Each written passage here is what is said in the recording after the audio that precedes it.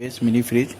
In this project we use 8051 for controller purpose. Here we use LCD module for display purpose.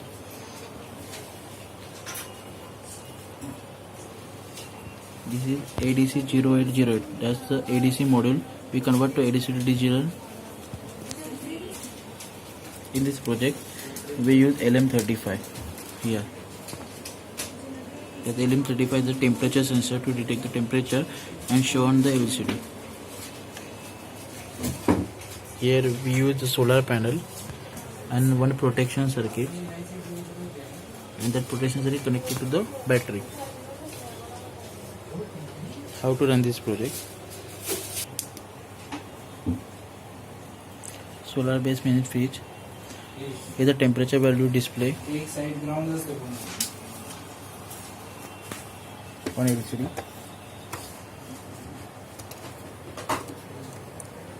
Here the LM35.